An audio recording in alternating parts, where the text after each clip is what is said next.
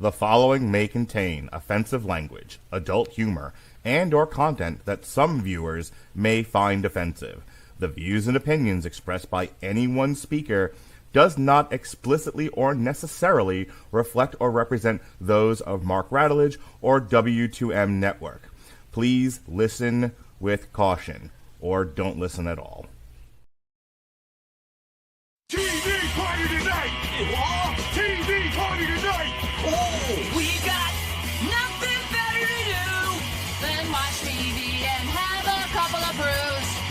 Don't want to talk about anything else. We don't want to know. We're dedicated, yes. To our favorite shows. Oh, my tickets! Everybody loves Hypnotoad. Scary dog! Dancing at Blurnsville. Futurama!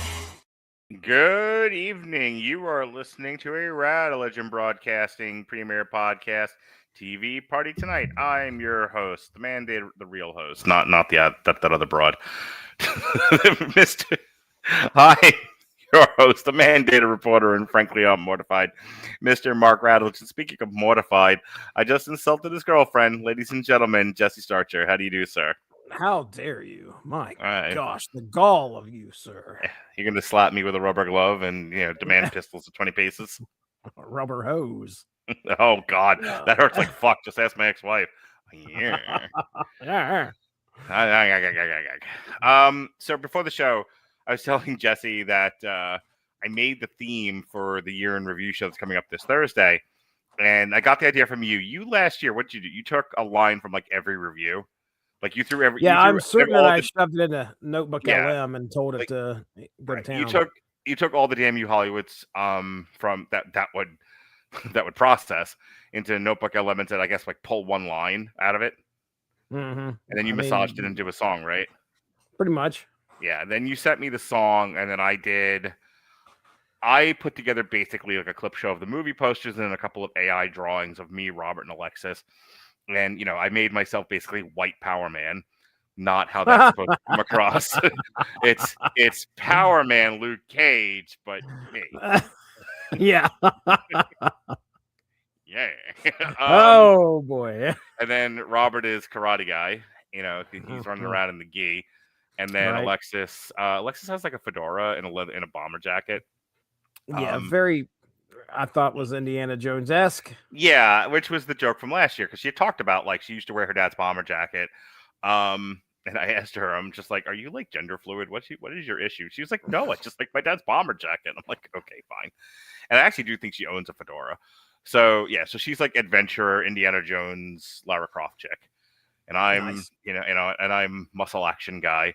I can't keep saying white power guy. People are gonna really get the wrong No, idea. you cannot do that. Especially the way I look. And Can't then do Robert is Karate Guy. And other than the picture of the fat chick singing in the movie theaters when the line comes up, dear hot childish cat lady, stop singing in the movies, which was Robert's line from fucking Wicked last year.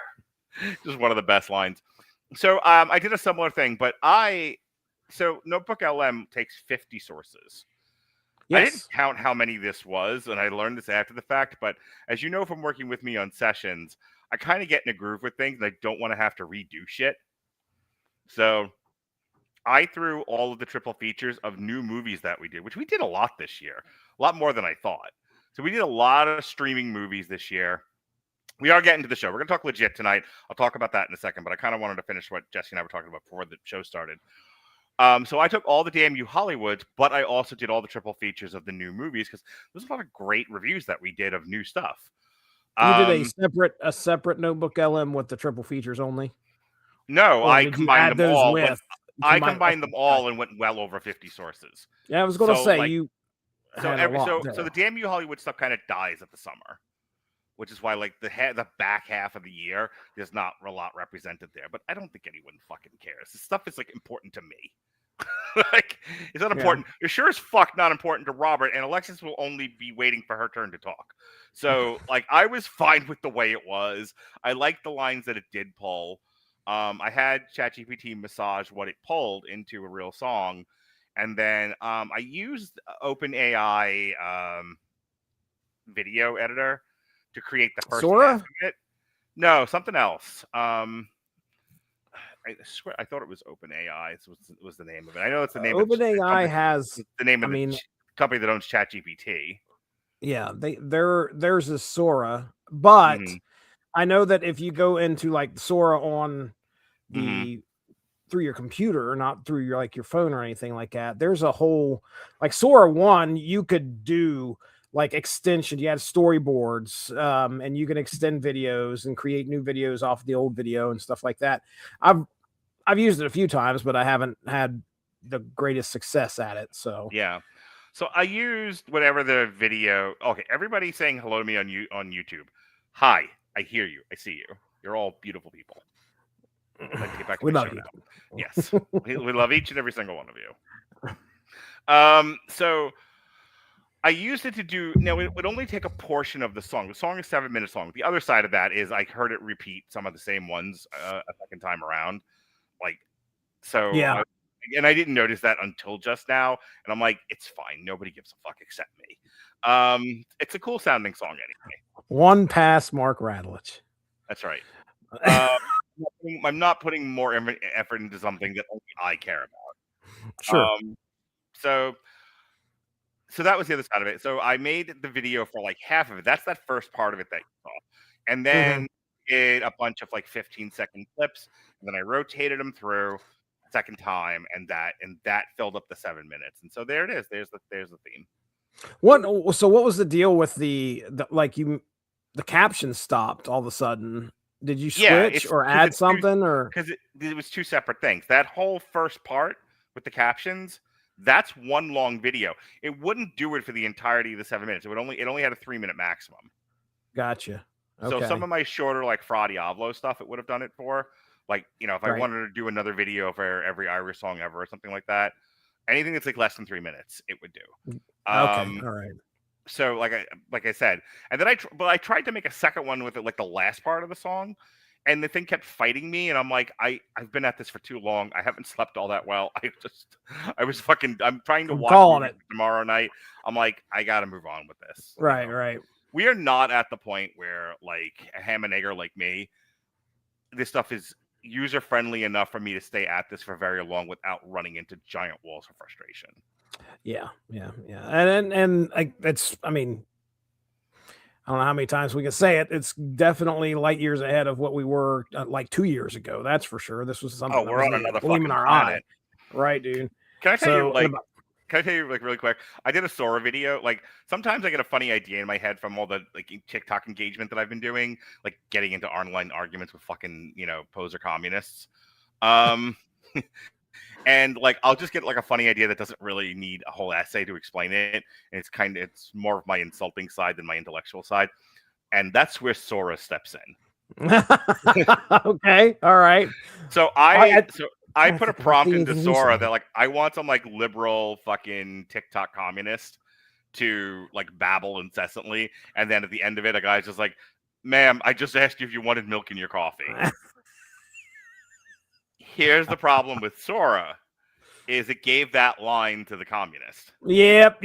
No, the switching of the dialogue. And I didn't feel like redoing it. Like I think we ran into that same problem when you were.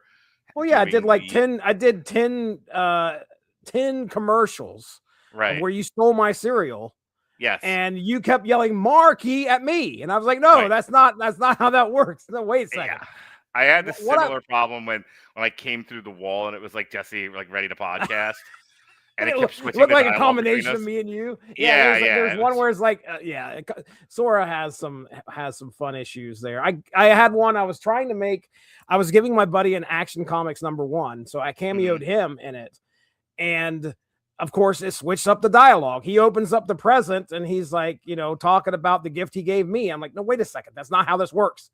So anyway, it was at some point they're going to get that stuff figured out. I'm sure of it. But right now we're just on the cusp of having fun. I'll tell you my idea, and then we can get into the show. Yeah. I am going to start redoing like commercials from the 80s on Sora. All right. Like shit that you probably remember, like the Double McGum or something like that. I want to just give that a shot for like a straight week. Can you please redo for me, Jesse? You can even do, what is it when you can use my persona from Sora? Yeah, cameo. Yeah. You can use you can cameo me in there.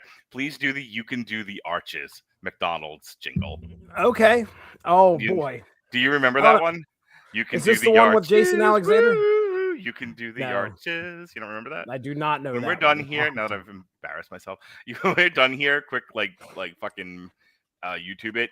I guarantee you, somebody's uploaded the "You Can Do the Arches" song. Okay. All right. Good enough.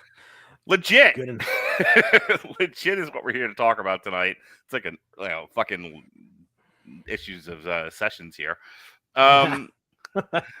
Legit is an American sitcom created by Peter O'Fallon and Jim Jefferies. The series premiered on January 17th, 2013 on the American cable television network FX and ended on May 14th, 2014 on FX's sister channel FXX. The executive producers were Jefferies, O'Fallon, Rick Cleveland, and Lisa Blum. On March 28th of 2013, Legit was renewed for a second season by FX and moved to FXX. On May 14th of 2014, it was announced that Legit was canceled due to low ratings and would not return to FX for a third season. That. By the way, the cancellation happened on the same day as the last episode aired. Yeah, they really could not wait to get that thing off the air. I couldn't believe that. So as you know, I'm like a huge stand-up comedian fan. I was exposed to stand-up comedy when I was really young. I think I've talked about this a bunch in different podcasts, different ways. I had a vinyl collection that was like half Kitty records when I was really little, but like also half all of my dad's old records, and nobody bothered to see what they were giving me. They were just like, "Here, you're a child, you have a record player, here's vinyl." So I have this really odd amalgamation of like the WWF, the album, Disco Mickey, the Dukes of Hazzard soundtrack, and Robin Williams' Reality What a Concept. And a couple of the old Bill O'Reilly vinyls, like Wonderfulness, and to my brother Russell, with whom I slept with. There was a couple of other. Oh, Noah's a Very Funny Fellow, right? I may have had a prior in there. As I got older and I started buying my own stuff, or I was given stuff, I got really into Andrew Dice Clay, Sam Kinison. Again, I found a lot of Pryor's old stand-up, Eddie Murphy. So you got to remember, like at the time that I'm growing up, stand-up comedy is booming. Like the 70s was like the golden age of rising stand-up. A lot of the actors that would define comedy in the 80s through film started in stand-up, like Steve Martin, Martin Short, which we talked about when we did Only Murders in the Building. They all came from that era. So I'm growing up, and the other thing that's happening is HBO is becoming a thing, and it's available in more homes. And the big thing on HBO was the stand-up comedy half hour and the full comedy special. Oh yeah. What was the name of the specials there in the early 90s, late 80s? Where they had a bunch of the comedians come together and do something. Comic Strip Live? No, not Comic Strip Live. You're talking about the one that they did for the homeless, right? Yeah. What was that called? Do you remember? I know it had like Robin Williams was part of it. Robin Williams, Billy Crystal, Whoopi Goldberg with the host. Yes. Yeah. That's you were talking about that. I'm pretty sure was an HBO thing too, if I remember correctly. Yes, it was. They did that for a couple of years. I watched all that shit. So I'm a big stand-up comedy fan. When I was in my early 20s and I was living out in Los Angeles, I discovered Eddie Izzard for the first time, fell in love with him, still do. When I started listening to the Opie and Anthony show, I became a Jim Norton fan. So all of that to say, when Jim Jefferies' gun control bit from Bear started getting shared everywhere, and like the talk of the town with it was a really good. It's a funny bit. It's acknowledged as a comedy bit. He does so even within the bit itself on the comedy special. But he also but people like it got passed around in colleges because he actually made like valid points. His biggest point. I don't know if you did the homework and you listened to his gun control thing, but I think his most valid point in the entire like his whole anti-gun rhetoric was, for those of you who are keeping guns for protection, either in home or against the government, neither situation lends itself to actually needing a gun. In the one instance, and he does it really funny, but he talks about if you're a responsible gun owner, it's in the fucking safe. You're never going to get there in time. You know? You And wait he also- right here. Yeah. 24, 36. We wouldn't be getting Oh, you're going to murdered get it, right you now. bastard. We wouldn't be getting murdered right now if you told me what the lock. I wasn't wearing my holster. I was naked at the time. Can relate. But then the other thing was, and I actually got into a whole like TikTok exchange with somebody about this because I did a whole piece on the empty rhetoric behind the necessity of keeping arms in the home in case the government becomes tyrannical. And I went, that made sense when there was comparable technology to what the government had. Right. We don't you can't own a drone with a missile on it. Sorry. And I'm just going to say this and then I'll stop because I don't want to turn this into a whole other thing. But I got myself in trouble with it because the guy like sticks my video and he was like, no, you don't understand. If the government turns tyrannical, most people will abandon the military and they'll have arms and they'll form an armed resistance and they can take on them. And there won't be anyone left. There'll be hardly anyone left in the military to fight back. Therefore, we win. And I went, you don't need people to fight the government. The government has such superior unmanned technology now. I mean, we're living on the cusp of actual like militarized Skynet. If the only thing holding the government back is its own humanity, and if it gives that up, you're fucked. If it no longer, if the U.S. government ever gets to a place where it no longer gives a fuck if you live or die, what's stopping it from wiping out blocks of people? Right.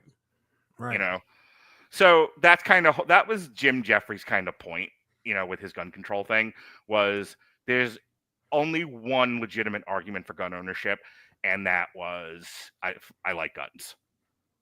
Because even the hunting one doesn't really hold the water either. You can hunt with a bow and arrow and be just as effective.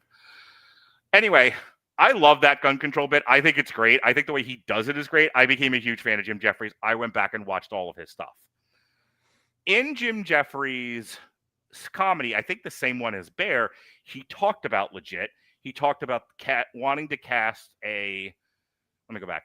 He talked about having a friend who had a brother who had muscular dystrophy, and he lived in a home, and they wanted to take him out and get him a prostitute. So they did. And that kind of becomes the premise/pilot of Legit. So they wanted to cast an actor who had muscular dystrophy, and as it turns out, you get tired really fast when you have muscular dystrophy. You can't do 16-hour shoot days, right? Which is sometimes what television calls for. Yeah. So they ended up casting DJ Qualls. And DJ Qualls plays the brother with muscular dystrophy, and the first episode of Legit is the bit with taking him to a prostitute. Having said all that, that's why I wanted to talk about Legit. Big fan of Jim Jefferies, love his style of comedy, heard that story, saw that story got spun into this television show that lasted 2 seasons, was like, hey, I have a friend who I can talk about television with who doesn't fight me on anything. This would be great. So now that I've done a 20-minute opening on life, the universe, and everything Jim Jefferies, have you heard of this guy? What did you think of the gun control thing? Have you seen any of his other stand-up besides the gun control bit? No, so you shared the gun control bit with me. I want to say it had to have been a couple years back. I don't know what brought it on, but you were like, you've got to watch this. And I remember watching that initially. But up until then, I didn't know who the guy was. I pay attention a little bit to stand-up comedy, but not a whole lot. I've got some of my favorites, but yeah, he was never really on my radar. So yeah, as far as, the whole bit itself, it's done brilliantly because there are a lot of salient points that he makes. Mm-hmm. There's a lot of humor. Are you pro-gun or anti-gun ownership? Well, we have one. So I guess I have. I do have a gun in my home. I'm assuming it's in a locked closet of some sort. It is it is in a safe, and Okay. it is. And it was not something that I bought. It was something we inherited. Okay. So So yeah, I'm not me going to jump having- on you one way or the other. I swear. I'm just Well, curious. and the other thing is, I don't think I have any ammunition or anything like that for it, as far as I know. So you could scare somebody, so it's but just there's no fucking follow through. I'll just wave it around and scare them away. I'm crazy. I got it. I'm gonna shoot you. But As it so- turns out, it's like an antique fucking gun. He like pulls it out. yeah, What do you have? It's a musket, for Christ's sake. What do you? Never seen that. what I are you don't pointing at understand. me? Oh, my gosh. But yeah, so I guess I am kind of pro, but as far as like, I understand Jim Jefferies' stance on it, and a lot of the reason why I think that hits so hard is because it just it's real life, and it's funny how just the stance that Americans have, and he points this out in that whole bit about how, like, don't you come and take my fucking guns. You can't come and take my guns. We had a school shooting, and the Australian government says, "All right, no more guns." We go, "All right, that seems reasonable." America has a school shooting a day, and like, don't you like? What if we just got rid of the big guns? Yeah, the big ones. Like, let's "Don't take my let's fucking handle this guns." delicately. Yeah, Yeah, we are beyond insane when it comes to guns. Right. Like, I'm willing to have a discussion about gun control and where the line should be, whatever else. But the general attitude, we are nuts when it comes to guns. It's insanity. The American culture surrounding gun ownership is it's warped. And yes, I believe in the technological argument that you're making as well about how we have gone well past muskets, and there's no need for somebody to own a large automatic rifle because it's just something that's unnecessary. Ronnie and I have had that discussion. He basically was like, we went back and forth. I made a lot of the same points to him, and at the end of the day, his response back to me was, "I like guns," and I went, "Okay, then there's nothing left to talk about." Yeah. I mean, that's okay, fine. So I think that getting into this series, you threw this series at me. I had no idea this thing existed. Did not know he had a show, and so that's kind of where I landed. I didn't know much about the guy, but other than what you shared with me, so I'd never sought him out and listened to anything else. So jumping into this show, I was kind of curious as to, okay, well, what are we going to get here? Are we going to get the comedian Jim Jefferies over the top? And all I knew was the gun control bit. Like, are we just going to continually get that type of vibe throughout this thing? One of your favorite shows is Seinfeld, isn't it? Which is obviously, it was developed by comedian extraordinaire Jerry Seinfeld, and it was famously a show about just following the daily lives of these characters. Like, in a lot of ways, Seinfeld became like the prototype for the just follow characters around. Yeah, like, what really anything do they do today? I got a Seinfeld vibe on a few episodes here, which is, you're just watching this guy. The thing is that this has the opportunity to be a bit more vulgar and also a bit more real, I think. So yeah, it's not redemptive in the sense of like they do go on a journey. They're all changed by the end of it, but they are changed through like hardship and by necessity more so than I've learned to be a better person. I don't want to go to the end and work backwards, but I think like when you see where Jim, I can't remember the other characters' names. Steve, Dan Beckendahl is Steve Nugent, and then DJ Qualls is Billy. So yeah, when you see where Jim, Steve, and Billy end up by the end of season 2, it's like they're not in a better place. They're just in a different place.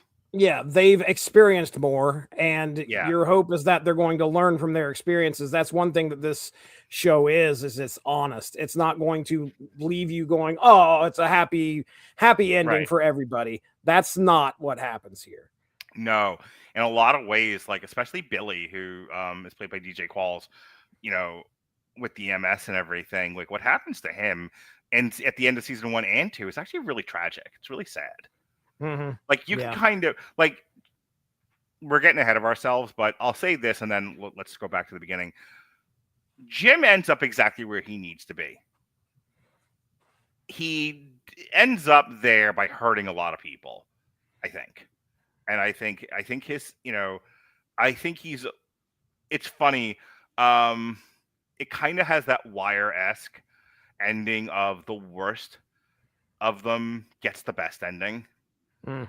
I'm thinking of like the 4 kids from season 4 where Damon ends up being like adopted by the lieutenant, or not the yeah, lieutenant, the captain or whatever. right, Yeah. Bunny. I was like Bumpy, Bunny. Lumpy. Like, the fuck's his name? Bubbles. No, by Bunny. And the best amongst the two, the one that should have gotten all the sympathy and all the help ends up a fucking heroin user in a horse bar. Yeah. Like Billy should have had a great ending, and he ends up right back where he started. Steve, I think is right where he needs to be. And when it's all over, and then, I think he's on the cusp of hopefully turning a new leaf, possibly. Right. But yeah. Right, that's what I mean. We don't get to see that. We get to see a lot of hope that that's going to happen, but he just can't stop himself sometimes, which is, again, I think mirrors real life, in my opinion. Yeah. And then, Jim goes on and does stand up, because goes on a world tour. So, first episode, like I said, comes right out. He's told, I think, other stories. Like Jim Jefferies is kind of a storyteller comic. I don't know what his bits were like when he was something I was thinking about before we started tonight, because people have said, and you've experienced this, like, I'm conversationally funny. I will, I say things that make people laugh. I'm, I can, I do like a funny voice, or I exaggerate things and makes people laugh, or I just get loud and like angry and like kind of like a Sam Kinison, and it like produces uncomfortable laughter, like, please don't hurt me, that kind of thing. What I'm not, so people have always said, like, why didn't you go into stand-up comedy? Because when you start stand-up comedy, you have 3 minutes. If you can get on stage at all, like on an open mic night or something, which is where people start, unless you're like Bernie Mac or some shit, and you're just doing stand-up at a fucking Subway. Like I think it was Bernie who just rode the rails, or yeah. Like Dave Chappelle dropped out of school and just started hanging around comedy clubs and like inserting himself in there, like the guys that are, like Dave Chappelle's a gazillionaire now. I think he just talked about in his latest special. And I love Dave Chappelle. I think he's great. Like, he like bought his entire town. Is he still living in Ohio? Yeah, he's still living in Ohio, and he's bought the entire town, from what he says. Neat piece of trivia. A buddy of mine that I went to college with ends up becoming pretty good friends with Dave Chappelle, believe it or not. I believe it, considering the way Dave Chappelle talks. He's apparently a good guy, so yeah.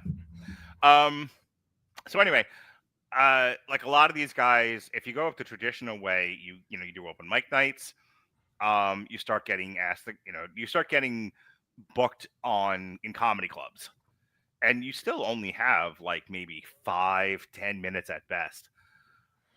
And I am a storyteller as well, and in telling stories, I usually have a rhythm where there's punchlines knitted into my stories to get laughs. Usually extemporaneous stuff in my head. I don't plan this shit ahead of time. But what I was not good at, as I learned when I was out in Hollywood, I was not good at writing a routine that I could condense to 3 minutes. Now, had I had ChatGPT at the time, I would buy my entire. Cut all this stuff out, get it down to 3 minutes. Okay, yeah, sure, I no have problem. this. It really says I need punchlines and I need it condensed to 3 minutes so I can recite it on stage.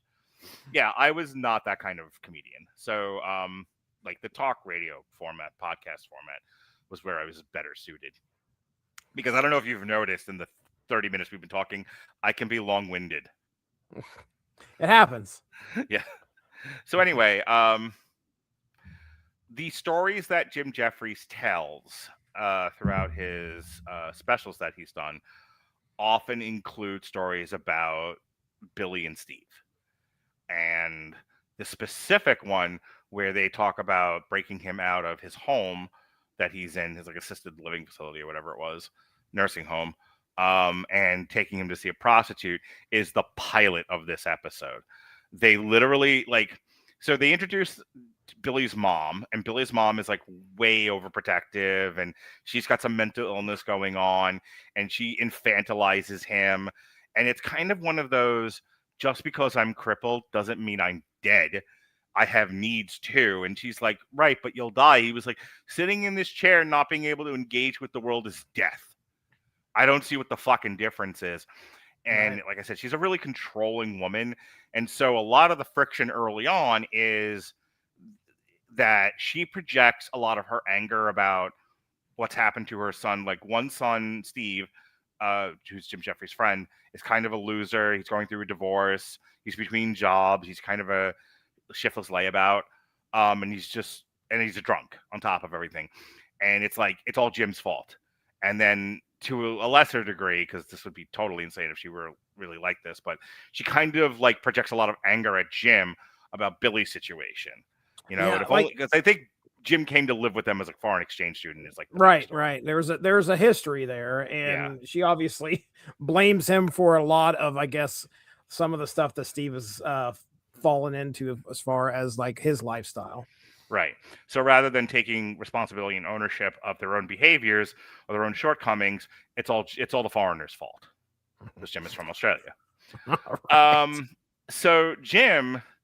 So, DJ says, like, I don't know how much longer I have left, especially the way things are going with me in this chair. And I have muscular dystrophy. I can barely control my hands, if at all. I can't do anything for myself. I'm stuck in this chair. They do a bit where he like turns his head to the side, and that means he's leaving the room. He's left the room. that cracked me up. We used that a couple times at the house here after we learned about that. I left the room. Yeah.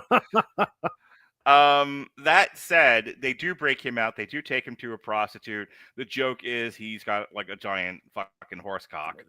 Yes, he does. And so he gets laid, and he doesn't kill him, which he could have. That's the other thing. There's a very real fear there in that episode that he may die, but what a way to go. This may kill him. That's how I want to go out. I want to go out fucking. So they get him back, and then they get him back to the home, and this is where I think they make the decision that living in the home is not good for him. Giving his mother this much control over him is not good for him. Let's have him come live with Jim and Steve. And so they get him out, they get him a nurse, and then that's the show pretty much from that point on. The first season leans heavily on Billy, where it's, what do we do with a guy with muscular dystrophy that he shouldn't be doing? And that's where a lot of the humor lies. It's a lot of like, a guy with muscular dystrophy shouldn't be doing this, but we're doing it anyway. Ha ha! He might die. The fact that like Jim is trying to balance, his being a comedian and an actor and wanting the best, like the early episodes, they were trying to get him into online dating. Yep. And he ends up like texting with this girl who's got no legs because whatever the reasons are. So there's a lot of that in the beginning. So what did you think of like the first third of season 1?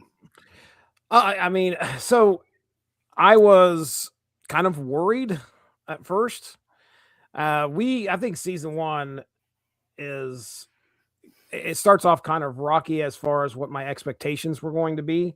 Because I was kind of worried we were going to be like, just like you were mentioning, situational comedy, but we were going to base it off of like, oh, this guy's got a disability. Oh man, well, we might be pushing some buttons with some people in that case, because sometimes that stuff just isn't funny.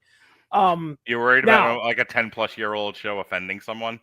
Well, you know what I'm saying. I mean, it may vary. That's what when I first went into this, I was like, how much of this well are we going to go to? Because it's going to get old for me really quick. Right. Every week. What zaniness did we get into with Billy, the kid with MS? Right. It's going to bother me if we continue to do this. But so that first third is kind of where I was worried. Now I was also getting my bearings with our main character, Jim Jefferies here, who plays sort of himself, a more exaggerated version, I assume, it's of what's going on. version of himself. Right. So again, you're watching him just make all these very not so good decisions. And you wonder if there's going to be any repercussions, if he's going to learn anything. So yeah, in this first third, I'm getting used to that. Steve is there, but it's almost like he's just kind of along for the ride, you know? He is burdened. Like, he feels that his brother gets all the love from their mom, you know, and that there's nothing left for him, you know, and it's like, I don't want my brother to be in a chair and crippled. On the other hand, why doesn't anyone love me? Right. Our first third of our episodes here, we got the pilot you talked about. Mhm. We got an episode called Dreams for episode 2, which is where they break him out of the home. But we get the introduction to one of my favorite characters in that episode, and that's Rodney. Rodney's always fun, you know, the guy that Billy hates, but you know, Rodney shows up and he's always a ball of fun, which apparently, and you may have read this, but Jim Jefferies at one point was thinking about doing a spinoff with Rodney as the main character at some point, but that never saw production. Episode 3 was Love, which is the online dating one, which again, is that the one where it ends up where he has to, Jim Jefferies has to jerk him off at the end of things? Okay. Yep. Again, I'm just like, oh man, all right. And then episode 4 titled Anger, which this is where he gets on the plane. And we have the issues with the guy he was sitting beside, and just exploring Jim and the again the bad decisions he makes, the social issues that he has. So you know, I didn't know. I know that at the end of this first third, and we can move on, I didn't know if I was going to like this show. It was funny in certain moments. But by the end of the first third, I'm like, oh man, I don't know if I'm going to like this thing. Now, as we go further, it turns out that I end up liking this show. Did you watch it with Mindy? Yes, we watched. She watched about 75 to 80% of the first season with me and all of season 2.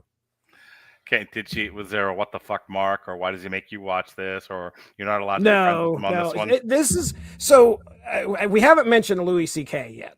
And I've seen the Louis C.K. show, by the way.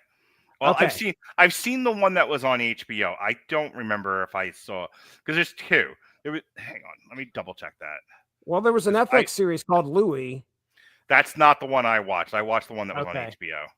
Okay. And the reason why I'm bringing that up is me and the wife watched Louis, and this is kind of in the vein of that.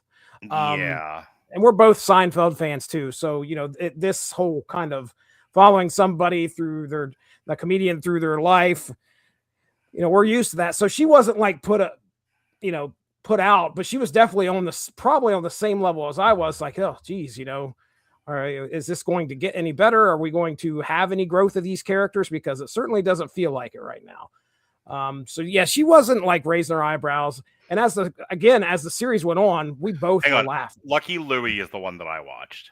That was the one that was on HBO, and then you watched Louie, which ran for a couple of seasons on FX. When did it start on FX? Louie started in June 29th of 2010. Lucky Louie started in 2006 on HBO. Okay. All right. So anyway, so we were kind of okay with this kind of storytelling where it was, although I think there's definitely some clear separations between legit and Louis. But I would say that us watching that kind of helped us feel like we can stomach this. We're not going to be immediately turning the TV off or anything like that. It felt like it was trying to shock you at sometimes. Because, oh my gosh, Jim Jefferies is doing this. What? Oh my goodness. I can't believe there's a big difference between the humor in the first season and the humor in the second season. The humor in the first season leans a little too much into like the physical / shock comedy. Like, oh my God, what gross thing did they get themselves into this week? The second season, the humor is in the trauma. Yes. Yeah. 100%. Let's talk about the season 1 finale. So the hooker that he fucks in the first episode allegedly is pregnant with his kid. And she shows up, and there's a whole thing about that. And then he's going to marry her and raise this kid. And there was like, how the fuck are you going to do that? And for him, it's like, it's validation that he's still a human being. He's still a real person. You know, like, look at me, despite the fact that I have no control over my body and I'm in this chair and I'm utterly dependent on other people to pee, to have sex, to, you know, to change, to clean myself, to put clothing on, etc. You know, he is, again, they have to do that. They have to do all of that for him. I'm still going to live a full life. I'm going to be a dad. And then just as quickly gets taken away from him, which the details of which of what again? Do you remember? So essentially, it's like the kid's not his. I remember that much. Yeah, the kid's black. And they they come running out. Jim Jefferies and the rest of them come running out of the ER, going, "He's black, he's black." And Marlon Wayans, who's the doctor, I believe, is sitting there going, you know, he couldn't believe what was going on when they first showed up. But anyway, so yeah. Essentially, when the baby comes out, it's not his. I mean, you bringing this up now. We're at the finale. This show has had a chance and had its time to kind of grow on me. And there are starting to be moments in this show that are very heartfelt, I guess is probably the best way to put it. Or maybe really, you know, there's a lot of drama to it. DJ Qualls, you know, sitting in the wheelchair as Billy, and you're like, oh, this guy's going to be a dad. You know, and he got a hooker pregnant. Oh my gosh, that's hilarious. But then you start to realize like how much he is really wanting to be a dad. Yeah. And I think there's a moment, I remember watching that last episode. There's a moment where his mom comes over and gives him the ring and says, here, you need to pretty much make an honest woman out of the hooker who has stopped hooking, by the way. And it's so funny because he gets this look on his face. Like he realizes that, yeah, he was wanting to be a dad, but he also has to marry this girl now.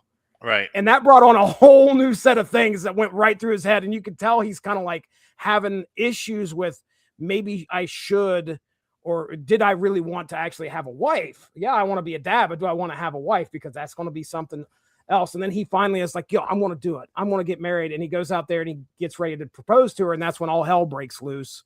Yeah. And he doesn't get the chance to do it. Her water breaks and they go to, and so that doesn't happen. But by the end of that episode, you could tell like, you know, Billy's heartbroken while the rest of them are celebrating out in the ER that it's not his dehumanizing.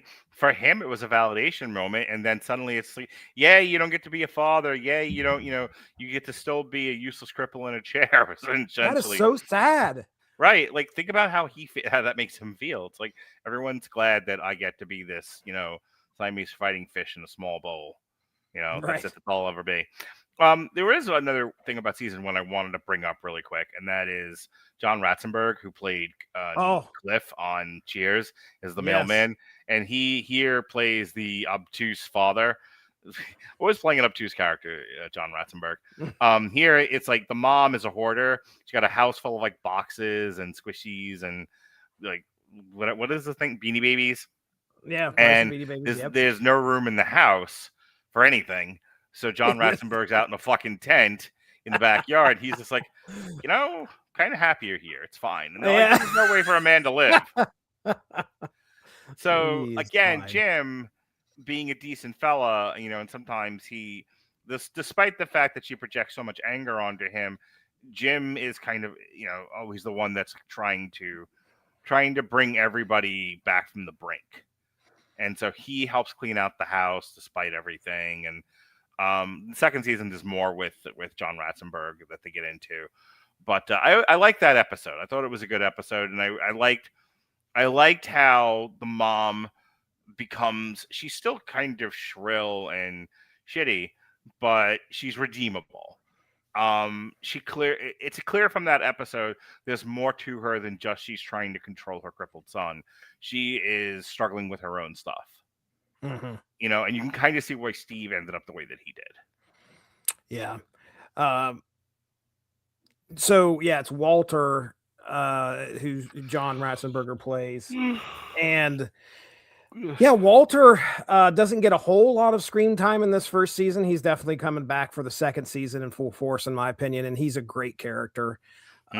So yeah, it's interesting to watch. You know, that whole family has a lot of issues, and they, you know, that gets more explored in the second season. But you can kind of see what's happening here with that episode, where yeah, she's got a lot of issues to work through herself, and Walter's out living in a tent. And it doesn't really get any better as we go into season 2 for this couple either.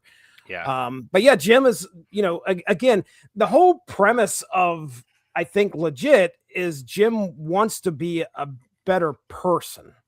Like, and I think that's where the name comes from. He says it at one point. He's like, I want to be legit. I want to be good. Yeah, right. And that's basically, you don't really get the sense of that too much in the first part of the first season, but as we progress, you do see where he is making strides just to try to better other people's lives. If we're talking favorite episodes here, I'm definitely bringing up my favorite episode, and that is going to be, oh my goodness, this is the one, Cuckoo's Nest, which is episode 10, and Jim decides to go and volunteer at a oh my goodness, at the home that I think Billy was living at one point, where Rodney resides, because obviously there is a hot therapist. Oh, is that the one? Is that the one where he does fucking stand up and one person dies during his stand No, up? that's season 2. And I was gonna say, and like Jim killed him or something like that. This is the one where they have like the games. And this is one aspect of this show that I did not see coming at all. Right. That's right. Where and like DJ Qualls is like fucking like leading a gang. Right. Yes. I remember this now. Yeah. He gets very possessive of the therapist. Rodney ends up leaving. He leaves the premises. They got to try and find him. Yeah. But this is the reason I'm bringing this up, is because this was an aspect of the show that I wasn't expecting. I was not expecting this to be so like pro disabled. I don't know what's the word for it, but I mean, it's fine. If you really want to be like funny about it, you can say handy capable. Sure. This show got a lot of praise for that, about how it handled people with disabilities and didn't treat it like it was.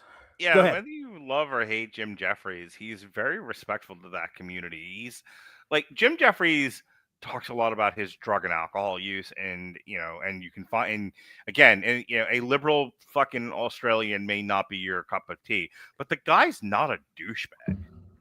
Right. Rodney could have been a one-off character, showed up for one episode and that was it. But no, he continues to come back. Right. So they use him a lot.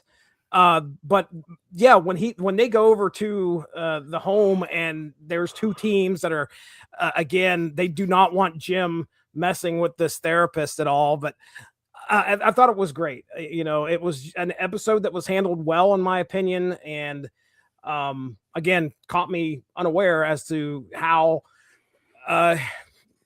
well they handled these issues and using disabled actors, handicapable actors, if you want. So, but yeah, I mean, there's my thoughts on season 1. I feel that it was kind of uneven. Is probably my best way of kind of putting it. I think the original pitch was zany adventures, and then as it got on, they were like, "What if we talked about some very serious things?" I did want to mention, again, having been a big fan of Jim Jefferies and his stand-up, I recognize some of the stories that he told. And so this one's part of the gun control thing, so it extra stood out to me. But they did an entire episode about him getting a home invasion. That home invasion is what he talked about in the gun control bit, where he was like, oh, I need it for home protection. He was like, okay, I had people break into my house. Like, well, why didn't you, if you'd had a gun, you'd have been fine. He was like, I wasn't. I was naked at the time. I wasn't wearing my holster. And and so in the episode, two guys are like breaking into the home. Like, he doesn't have a gun. Like, he's vulnerable at the time. His girlfriend's there. and they're just dealing with these two guys in the home invasion, and I think they get them later. And the one that has like the biggest nuts is Billy. Billy's like, come over here, I'll kick your ass. He can't do a thing, but he wants to whip their ass. Billy had a fucking death wish. I was just, like, I have nothing to lose. I'm a handicapped person in a chair. I'm fucking crippled. Yeah.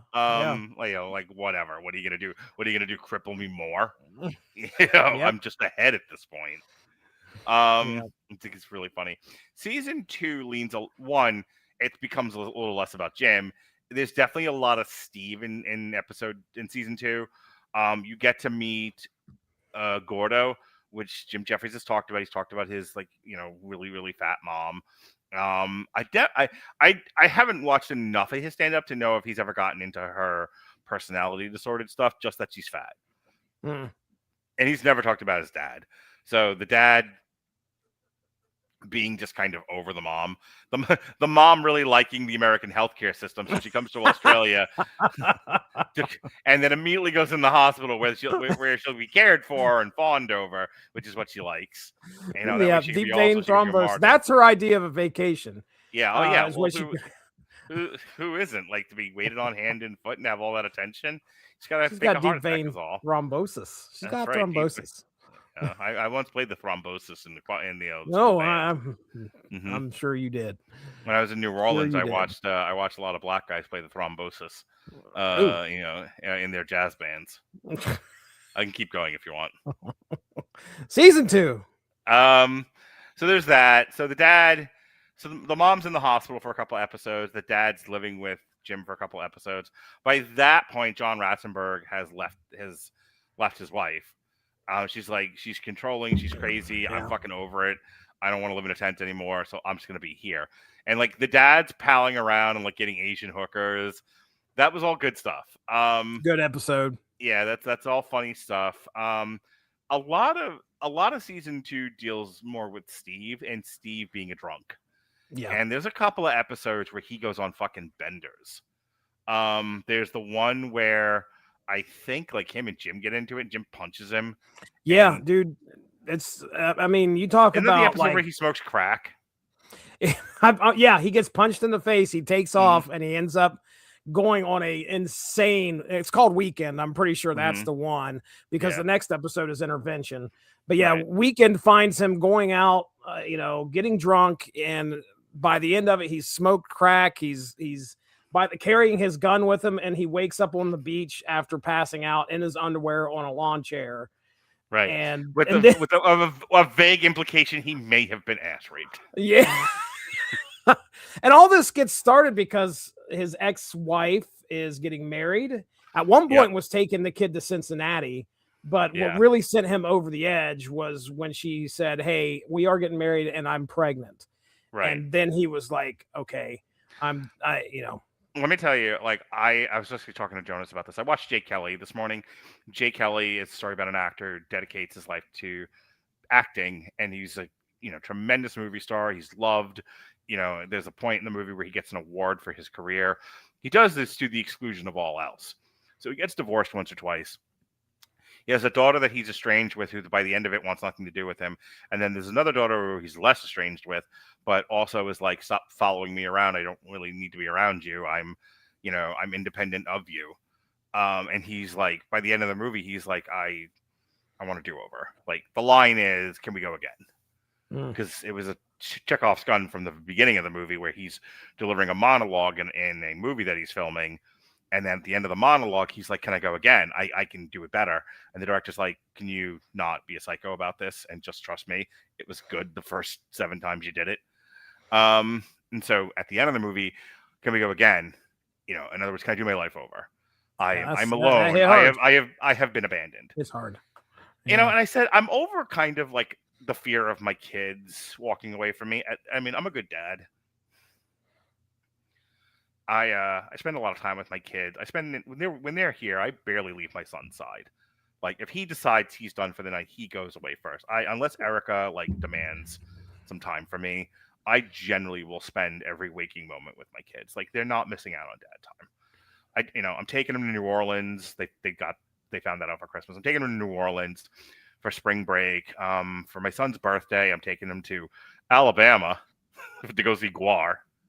Oh, Because every good 12-year-old should see Guar before they turn 18. Yeah, in Alabama, nonetheless. Yeah, my daughter, because Florida hates the gays, under the age of 18, she is not allowed to go see a drag show. So I can't do that, even though I bought tickets for it because it said it was 21 and under. It was 18 and under. And then they were like, on second thought, we're being threatened by the DeSantis government. So no, it's not. We are checking IDs at the door. So instead, this is the weirdest thing. Can I just real quick side story? Please. So again, my daughter's been wanting to see a drag show since she was like 13 years old. Okay. And I tried to take her to see Hedwig and the Angry Inch. That show got canceled. I have been looking for underage drag shows for a while to take her to because we're Florida, and Florida, like, even though it's unconstitutional, they can make unconstitutional, unconstitutional. They can make your life difficult. Yeah. So a lot of places, like, it's not really worth doing a family-friendly drag show at this point. We don't need the hassle. Then I see this thing for the Glitter of Oz, which is being put on by Hamburger Mary at the Abbey in Orlando. And it says all ages. And I'm like, hot diggity, I'll take her to that for her birthday. I can finally do this for her. And then after I buy the tickets, I get a thing from Facebook. Yeah, we changed our minds. We don't want the hassle. Oh, jeez, crumbly. So I'm trying to find something else. So I'm trying to find something else for her to do. And then I find this like country drag band called Flamey Grant. That's funny. Yeah, No, if you know who Amy Grant is, Amy Grant was a Christian pop artist. One of my wife's top 5. Yeah, so Flamey Grant appears to be like a Christian country drag band of some sort. So it does have Christian ties. Dude, interesting. The show that they're doing in Orlando is at a fucking church. Wow. No shit. Yeah, here's her. That's interesting. Okay, so Flamey Grant, call her drag. Call her drag queen. I'll call her dwag. I'll drag you to hell. Call her a drag queen, call her a musician, call her an entertainer, but trust you will call her.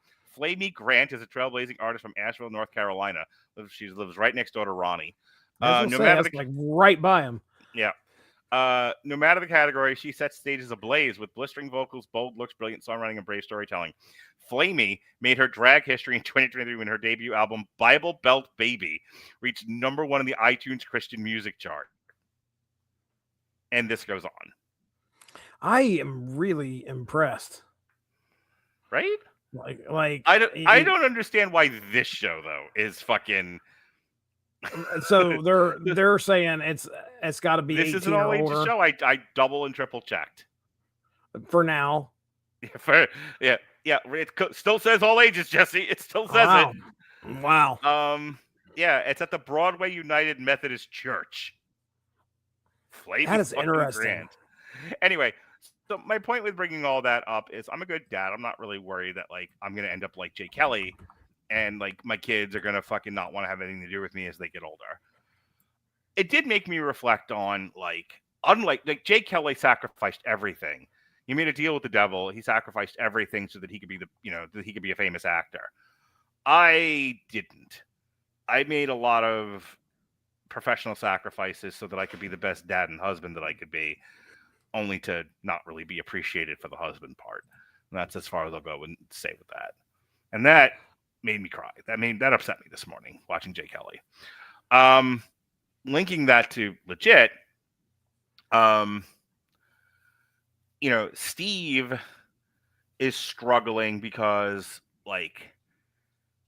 he is not the best father that he could be. He was not the best husband. That's why she left him. He wants to be. He's trying, but he has so many personal failures that he's not able to be consistent with it. And then that was the point that I was trying to make with the Jay Kelly comparison. So then this woman's like, we're done. We've moved on. And that's kind of where me and Melissa are. She's moved on. I've moved on. We're both trying to just live our lives and get through this co-parenting thing for the next 6 years. But we both independently said, our life together is over. We're moving on. Whoever we bring into our life next, that's the next chapter of our life, if we bring anyone in at all. Steve, by comparison, is very still stuck on his wife and is holding out hope that she'll come to her senses. They don't. That she'll come to her senses and they'll get back together again. And then she's like, not only have I gotten over you, but I am having this guy's child and moving away, and you're not really a part of my life anymore. You're tangentially a part of my life because you're my kid's father. That's it. That's all you are. And that, and he can't handle it. No. And so he has such poor coping skills about everything. He just, drinks and does crack and blacks out or whatever. But that's not the first time that happens. Like, there are other parts of season 2 where he is drunk and irresponsible. At one point, he's drunk with somebody. I can't remember who. And they lose the van. Oh, it's him and oh my goodness. Who was he with? Because I know Is that what's his? Oh, it's his dad. It's his dad. He goes with his dad to a bar. That's right. They go to a bar and drink for a while, and they come out and the car had been towed, and then it's in the tow lot, and they come in, and someone else ends up having to come and rescue Billy, and then when they come back to get the van, the chair is gone, and that's how they end up dealing with the Mexican family. Yeah, this is episode 5, Checkmate, where they have to play a game of chess. And Billy whips that guy at chess, but they take him. They beat them up anyway. Right. Sin nombre. So what kind of a stupid name is that? No name? Your name is No Name? That's good stuff. And then so the mothers end up having to talk to each other, and it's just and the mom is like, I don't know where I went wrong. And that in an admission that finally that it's not all Jim's fault, she says I don't know where I went wrong with Steve. I guess I paid so much attention to Billy that Steve felt neglected, and now Steve can't handle anything. So I've got one child who's like a physical cripple and another child who's an emotional cripple. Emotional, right. Yeah. Right. And I wanted to talk about that for a little bit, about how basically Jim's thing is early in this episode, something happened to Steve where he feels the need to get a gun. And while they're buying the gun, Jim develops the gun control bit. This is important. You're watching him do it in the shop. Yeah. So he kind of just writes the material in the shop, extemporaneously. The reason he wants to get a gun is because they would go to Afghanistan. Oh, that's right. Steve gets a hold of a gun while Jim's cowering in a fetal position. He's going nuts with a gun, but then he realized that, he gets fired upon. And then when he comes back, he's got this big appreciation for guns. So he's decided to go get himself one. Yeah, that pays off at the end of the season when, after everything that's happened, he finally just enlists in the military. Which I don't think they would take him at his age, but that's neither here nor there. We're missing that one big part where Jim asks for using the gun control bit at a show. Oh, a guy shows up. Yeah, I was going to get to go that. ahead. So he does the gun control bit on. So, the thing of it is that season 1 is more episodic. Season 2 is more interlaced.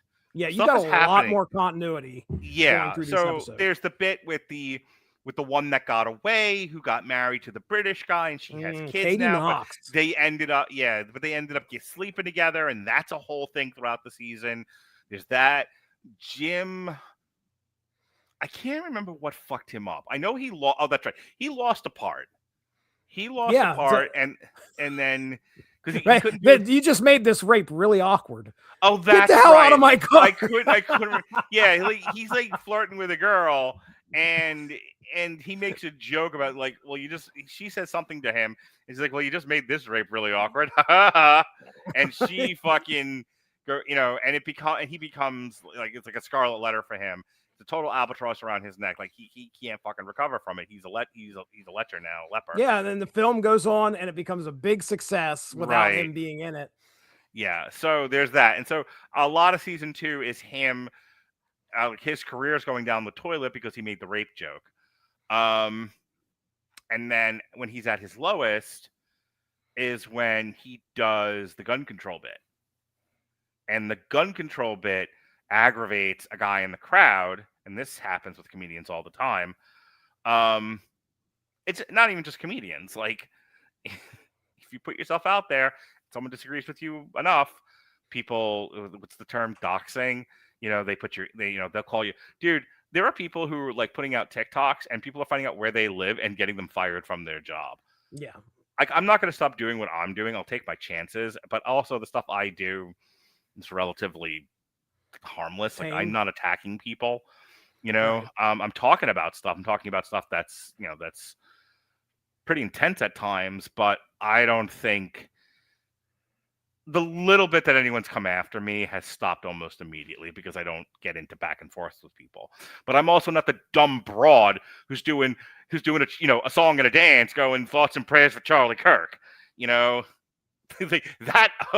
like, don't dance on people's graves. I don't know why this is so hard for people. So like, when you're doing shit like that, yes, then then the mob comes after you. But that was happening. He did his stand-up act, and a guy in the crowd was like, "Don't fucking joke about taking guns away, foreigner," which he says in the bit, by the way. He was just like, "Some of you are fucking seething, and part of the reason why is because I'm a foreigner." And you're like, "If you don't like it, go home." And he's like, "No." Yeah. Like, 2% of you are sitting there going, I love this line. Your First Amendment says, I can say the Second Amendment sucks dick. Yep. Yeah, freedom of speech sucks when someone says something you don't like. So the guy follows him out to the car, and you're led to believe that the guy shot him in the parking lot. Right. That's As the it way the turns episode out, ends, I think, if I'm right. Yes, it's an episode or two later, it comes out that Steve is the one that Steve shot him. accidentally shot his ass. But in between, Jim was going to stop doing comedy.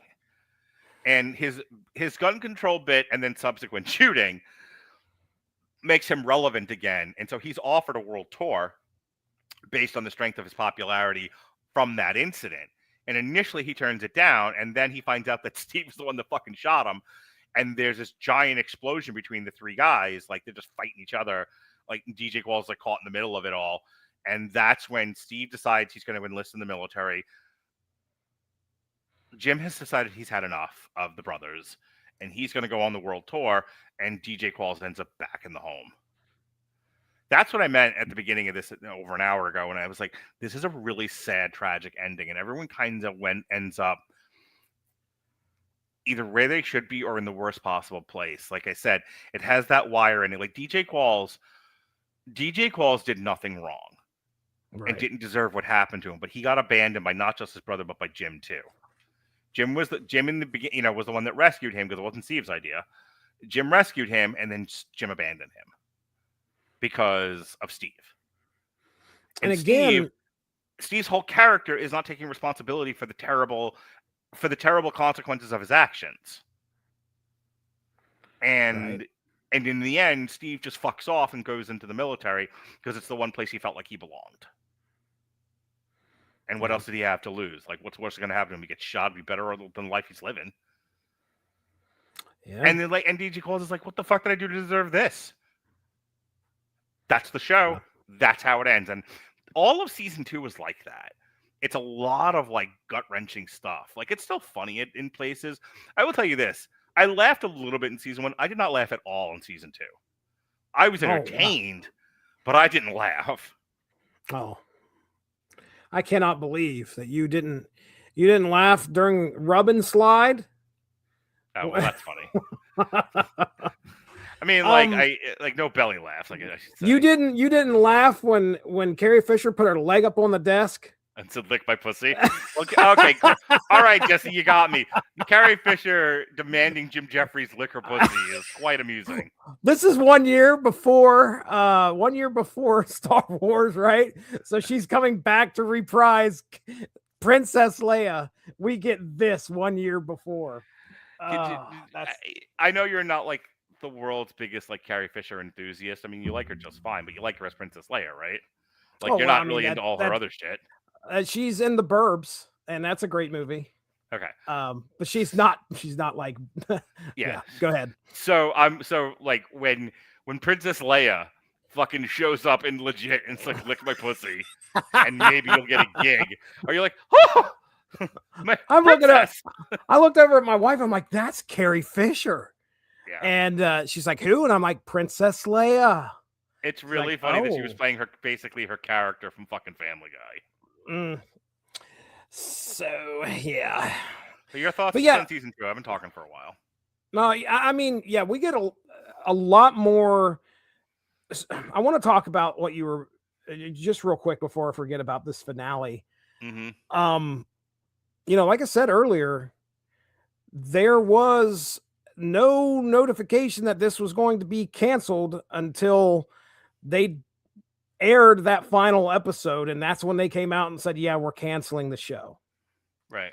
So I'm certain that we were going to go somewhere with this. That was one of the questions I had initially. Was like, when they did the finale, did they know that this was happening?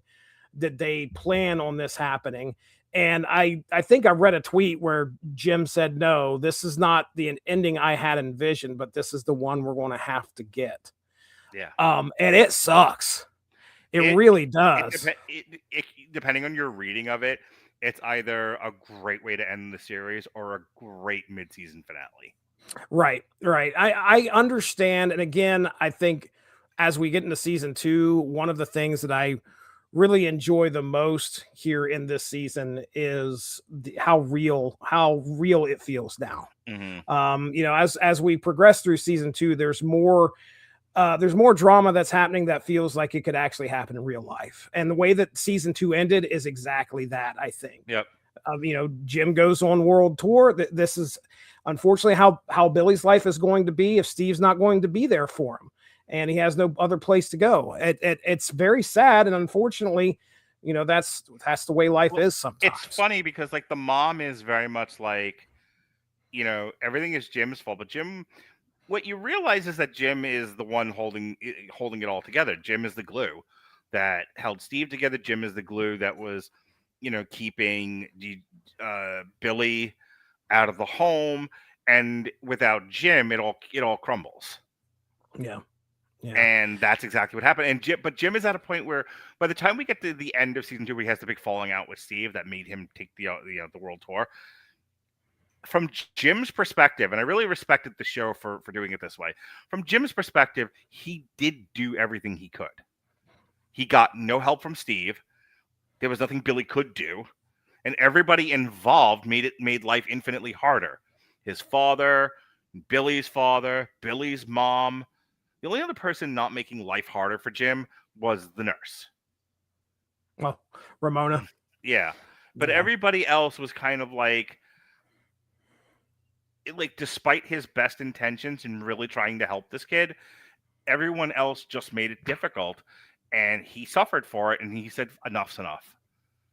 It's something I talk about in my profession. It's something I've talked about on here, and that is a relationship can't be one way. In a marriage, friendship, business partnership, brothers and sister, whatever the relationship dynamic is, it can't be all one person gives their energy to another and the other person just takes. And that's the relationship Jim was in with this family. He gave and he gave and he gave and got nothing back. And in the end, he was like, I have to create a boundary. And he does. And once he creates that boundary, Steve fucks off. Billy goes back to the hospital. And the show ends. That was kind of my read on it. Like, it's sad because I feel bad for Billy, but in the end, I'm like, I get why he did. I'm not mad at Jim for doing what he did. Right.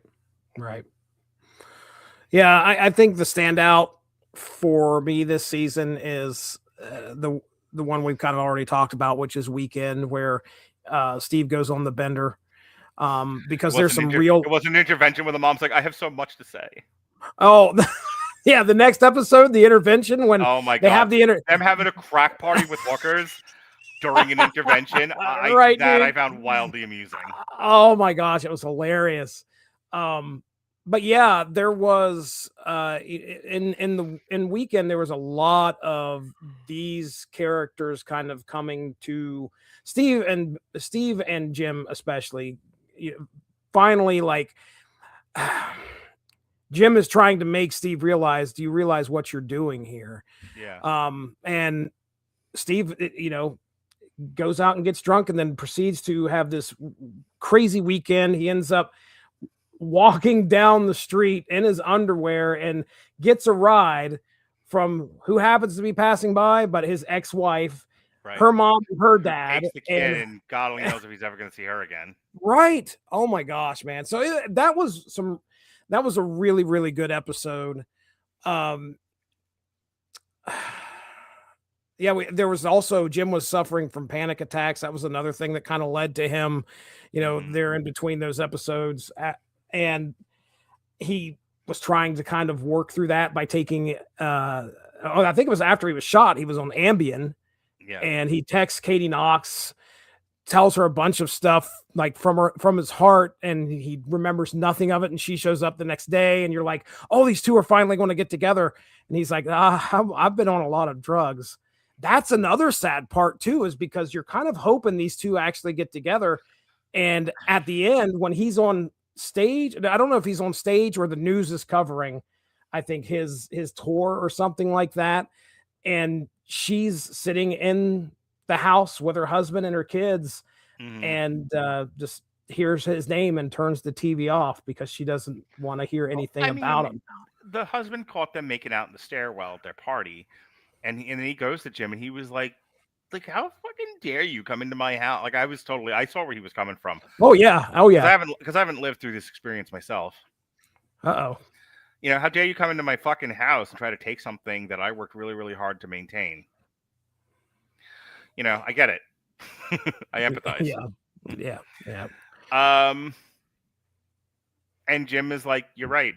And then beyond that, though, because I think he even says to her, he was like, what was the fucking plan here? I'm like gonna take you away from your husband and help you raise your kids? What are you, crazy? Like, I'm barely holding on as it is. Like, fucking the self-awareness on Jim in this show was pretty great. Yeah. And that's the thing. It was like I get lustfulness, I get he didn't know she was married. She said she was into it. They slept together, and then it was like, oh, if only this had worked out. You're the one that got away. Like, I sympathize again. But yeah, it turns out she was pregnant and ended up with his kid, and her parents sent her off to Utah to get an abortion. Right. I mean, that's some heavy stuff right there. Right. It really and is. that's the thing. Like, when they run into each other again, and then he was like, I want you, but you have a whole other life, and I don't want that life. And I think there's a part of him at one point when between being shot and the end of the show, I think there was a part of him that was willing to take that on, and then he realized, one, I don't want to be a homewrecker. And let me tell you how much I've heard that line in my life. Where people are like, I want you, I love you, I think you're fantastic, but I don't want to be a homewrecker. And I'm okay with that line of logic. I've never argued with it, because what kind of person wants to do that? And I think that was the point the husband was trying to make. He was like, this, it's one thing to bang my wife, it's one thing to try to destroy my home. What you're doing not just affects me, it affects my kids too. And I like that the show dealt with that. Cheating out of your marriage. I mean, there's a whole conversation to be had around that. But the point really that I'm trying to stick with is, you don't just hurt the person that you're with. You hurt everybody associated with you too. Choices have consequences, I guess, is the moral of this story.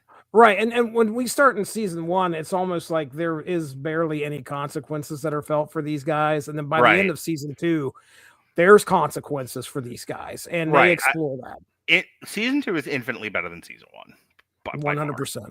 Mm-hmm. So this might going to be my final word, and then I'm going to let you talk about your, whatever else you got, any notes that you have, or, I know you do like the TV time and stuff like that. Or any Mindy reactions that you want to share. but I like talking about it with you. Clearly we've been at this for an hour and 20 minutes, and I could probably go another hour, but for the most part, I think I have a lot of respect for Jim Jefferies. I think this is a good show. I'm glad I watched it. Of all the stuff that like we've talked about, not David Simon related, I like the fact that I will kind of come across something that I'm kind of, tangentially like interested in. This happy, something else, and it turning out really, really well. And I'd be like, because again, everybody talks about the same shows, Game of Thrones, or they talk about, the stuff that's popular, whether it's good or not, it's immaterial. So they talk about the Marvel shows, they talk about the Star Wars shows, they talk about, whatever the new hit thing is. I like kind of finding these kind of weirdo, obscure shows, that I have some attachment to. Like there's a guy in it that I like. In the case of this one, it's Jim Jefferies. In the case of Happy, it's Patton Oswalt, which we'll talk about next week. That's not too far away. in a few days, it's like 3 days. So I like the fact that you and I have such good rapport, and that we make time to do stuff like this, because it's very easy to kind of get your head around like everything's the same on television, just like it is in the movies. And then you're like, no, there's stuff out there. You just got to look for it, be patient, and give things a chance. Look, legit could have sucked. I don't know. I know Jim Jefferies it was Jim Jefferies' show and he was in it. Could have been terrible for all I knew. But right. I think kind of taking a flyer on something, giving it a chance, seeing how well it goes, and then talking about it with your buddy. There are worse ways to spend my time.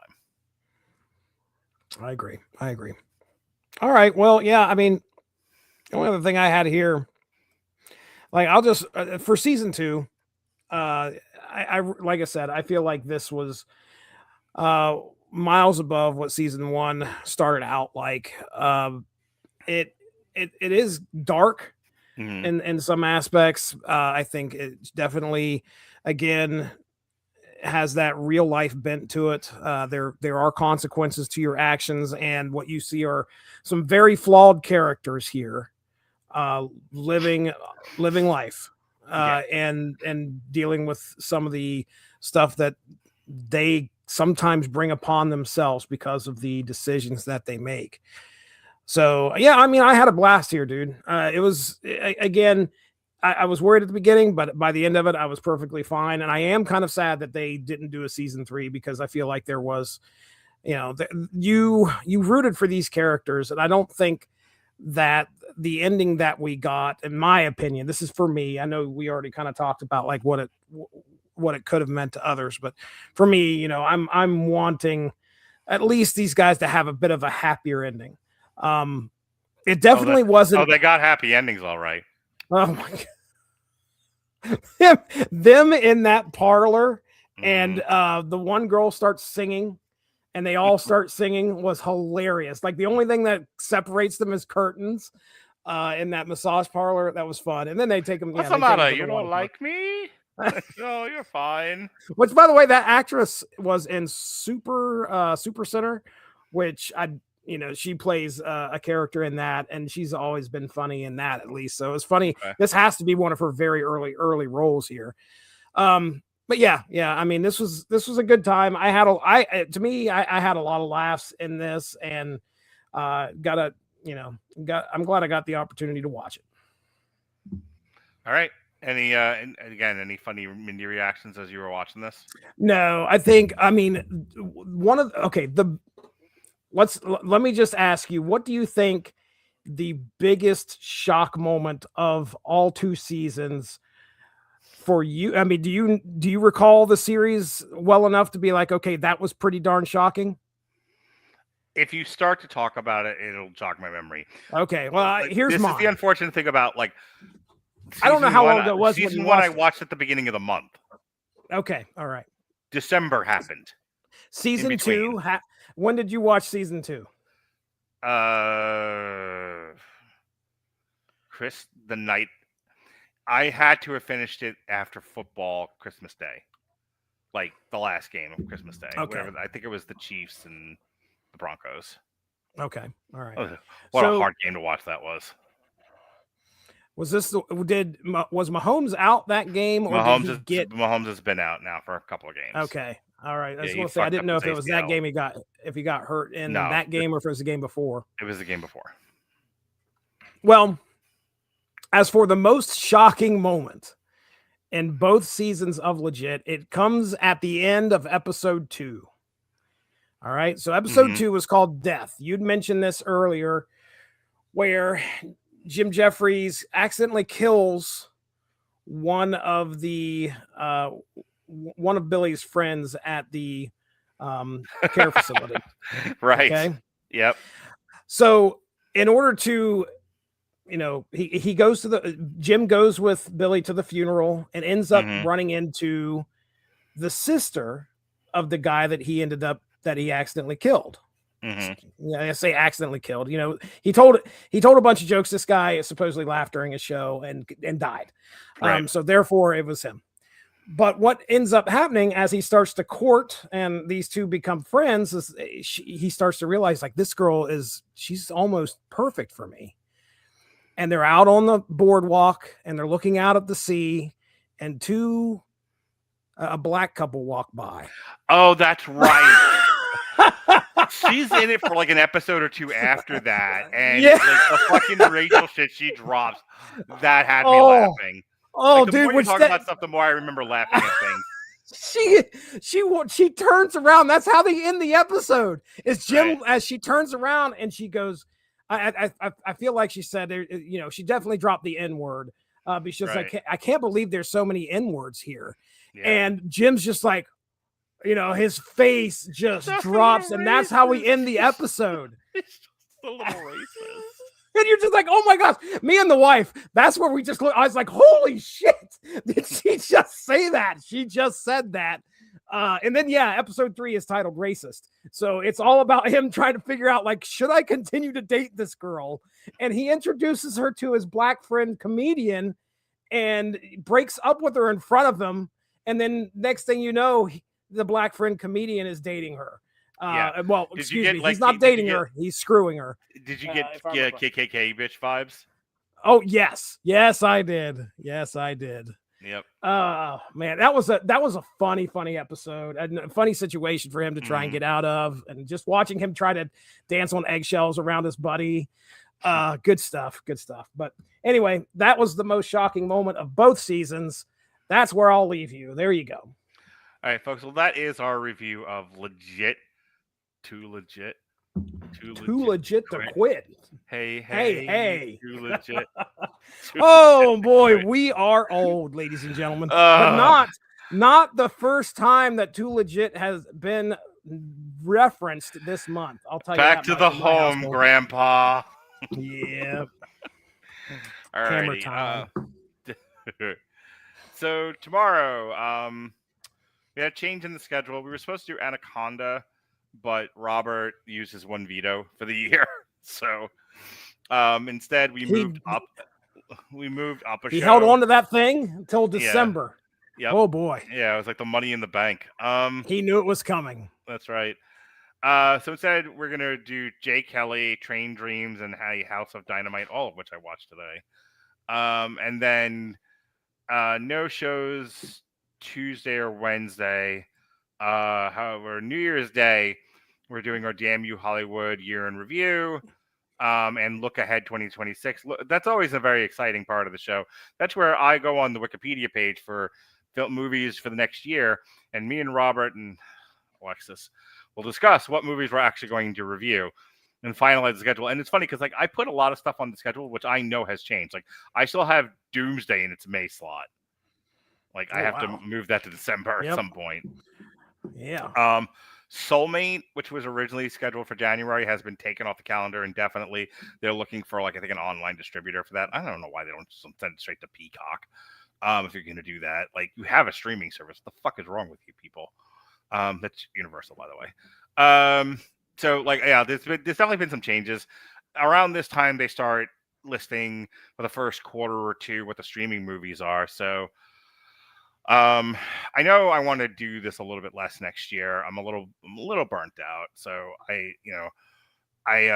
definitely want to keep doing it. I definitely want to keep doing it at least twice a week because there's Damn You Hollywood, and then there's stuff I want to do with you.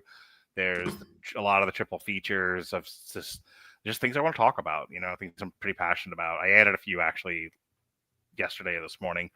But I don't I don't want to get overwhelmed doing this like I've been. So, you know, if I kind of oscillate between I have to review every movie that comes out in a year and then realize I fucking can't. There's too many of them now. I don't have that kind of time. Yeah, don't overwhelm yourself.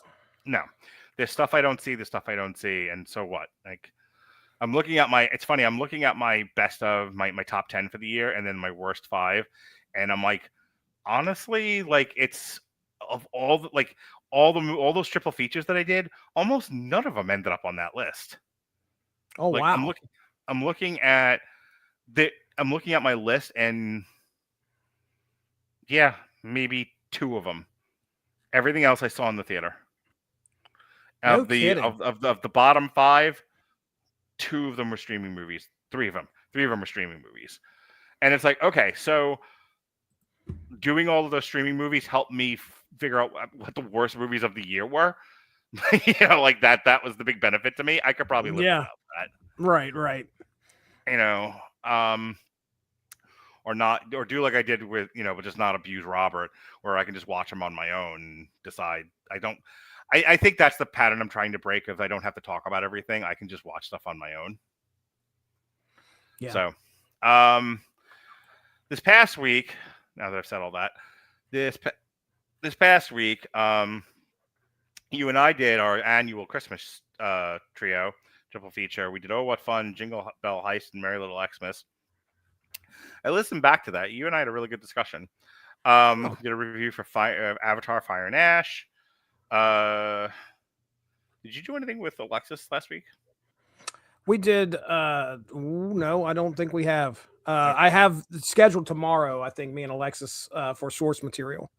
Okay, it's happening. All right. Well, then that's all I got. What do you got? I was scrolling down through just to see what happened this year for Unspoken Issues, because Unspoken Issues is finally going to be welcoming back Dean Compton, who I think's last did an episode with us. Mm-hmm. I want to say it was January, where we did JLA year 1. So it's January 13th of 2025. So Dean plans on coming back. Him and Mike, him and Derry are going to be going. We're going to be talking G.I. Joe. That's the plan at the beginning of the year. So yeah, just a heads up. Anybody who likes 90s comics, we're going to be talking G.I. Joe 108 to 115. Things get violent, get real violent. People are dying. I'm telling you what. Violence. But yeah, as for the Source Material Comics podcast, where we talk comic books of any era, myself and Mark Radulich last talked, I think it was earlier last week, the 22nd, Santa Claus Private Eye aired. So we had a fun discussion during that time. And tomorrow for Source Material, Stranger Things and TMNT crossing over in a very, I think, done well story. Me and Alexis got together. That's kind of our we had been talking Stranger Things all the way up until this final season, and we didn't really have anything for December, so we did a comic book instead, put it on Source Material. So that'll be airing tomorrow. And then, of course, myself and Evan Bevins get together and we talk Marvel Snap. That'll be we'll be talking the next season there that first week, I would imagine, that first full week of January. So keep an eye out for that. And that's all I got. Yeah. Our next Source Material is January 4th, the day before my daughter's birthday. We'll be doing Cobra Commander. I can't remember what the subtitle is, but Cobra Commander, Darth Maul, and Shredder in Hell. Oh, yeah. Oh, yeah. Oh, yeah. I think, like I said, Cobra Commander, you're going to dig. Darth Maul, you're the Star Wars guy. Shredder in Hell, that's probably where exactly you'd like to put the book. It's just one of two places, either in the Shredder or back and send it to hell. One or the other. Okay. Well, I'm excited. I hate to color what you're going to ask, but I feel it. Like I could feel that future discussion happening right now. And it's going to be extremely one-sided. Jesse doesn't drink, but he's going to on that show. Oh my goodness. All right. Well, folks, thanks for joining us here on TV Party tonight. For Jesse, I have to pee, as per usual. Also, I need Brock Purdy to fucking throw another 20 yards.